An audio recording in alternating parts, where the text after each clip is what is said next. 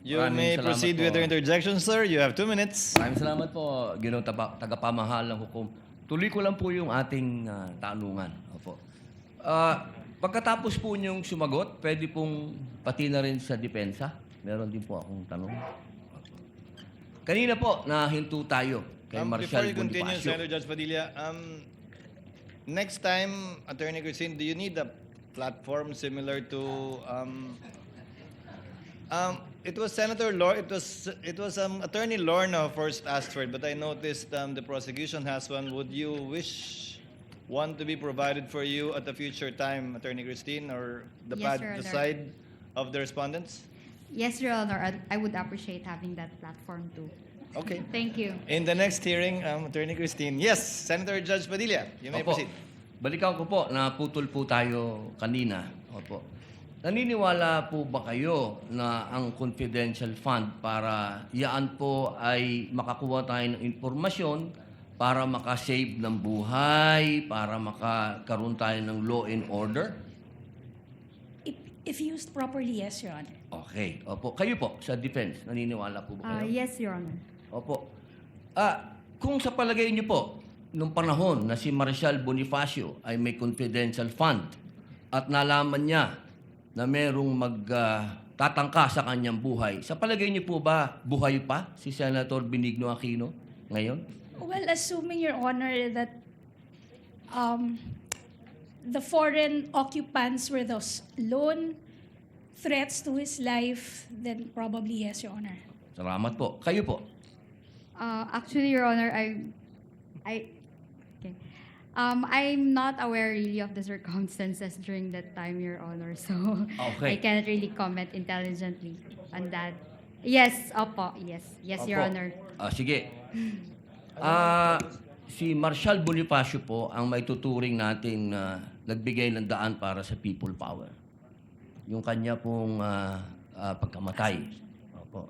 Siya po ay na-assassinate. Opo. Sa palagay niyo po ba, kung meron siyang confidential fund nung panahon na yun, ay nagkaroon siya ng information na merong assassination na magagawa sa kanya? Likely, Your Honor. Salamat po. Pangalawang tanong po. Palagay niyo po ba kung meron confidential fund si former Senator Angara, na sa ngayon ay sekretary ng DepEd, maaari po bang napigil niya ang mga shooting incident sa mga paaralan? I cannot speculate. Wala pong speculation. Sa tingin lang po niyo, kung meron siya... speculate. Sabi niyo po kasi kanina, sumang-ayon po kayo, kung may confidential fund, maaring makapigil, makapagbigay ng kapayapaan, law and order. Sa palagay niyo po ba, kung meron siyang confidential... Ano lang naman po yun? Yes or no? Kung hindi po kayo naniniwala, hindi no? No, Your Honor. Okay, salamat po. Kayo po.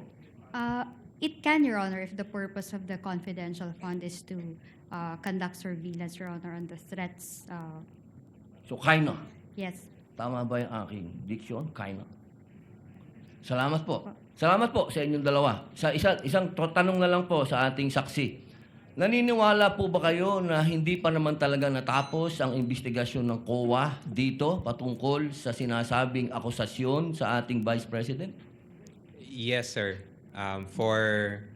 Nasa stage pa po, sir, ng submission of yung decision for the motion for reconsideration. So, I would say that it's not yet final, Hindi sir. po siya final. Yun lang po. Maraming salamat po sa inyo. Thank you, Senator Judge Padilla. Senator Judge Lacson, you have 2 minutes, sir. You may proceed when you're ready.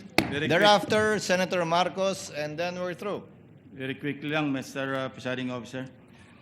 Ano na po yung status ng security classification noong inyong PFP covering the PAPs, programs, activities, projects na socio-economic at saka good governance? Sorry, Including, ano yung present security classification? Has it been declassified or is it still classified information? Sir, I would have no idea po, sir. Teka muna, terminated na po ba yung PFP? Terminated na, tapos na.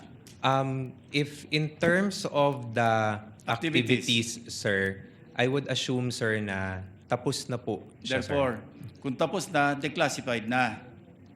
As to the terminology, sir, unfortunately, Declassified meaning hindi na ito classified information. You know, I'm trying to drive at this scenario, no? Kasi ang dami sa amin nagtataka talaga.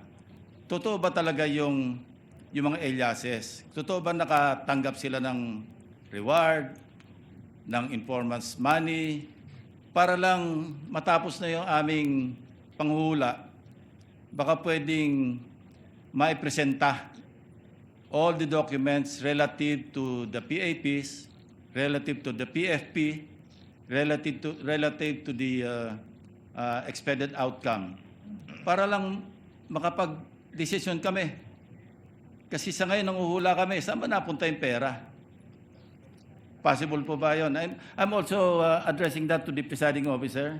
Is it possible for the court to issue subpoena ducis tecum just to settle this issue once and for all, para makita natin saan ba talaga napunta yung pera, so we can have informed decision at the proper time.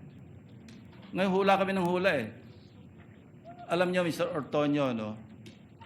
Misuse sa akin, yung misuse, maski masama yung connotation legally, na misuse mo pero hindi mo binulsa, probably pwedeng patawarin siguro ng mga kababayan natin, di ba?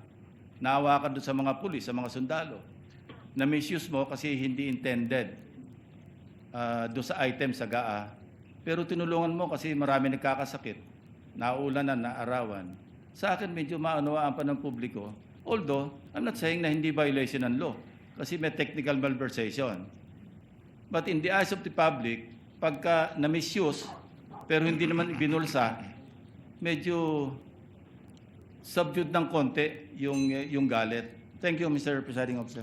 To respond, as a general rule, the court should sit as a passive body, Senator Judge Lacson, and leave it up to the prosecution to subpoena documents they deem necessary to prove their case. However, the court is not without any power after both counsels have presented their respective evidences in chief to call a witness, recall a witness, call a witness that was not called by either or named by either party, and subpoena documents in connection with the subpoena ad testificandum ducis tecum may also be issued, citing as basis City of Cebu versus GACO, AMRTJ 82111, and People versus Valera, GR number 20-28-6. So at the appropriate time, Senator Lacson, the court can avail of that power.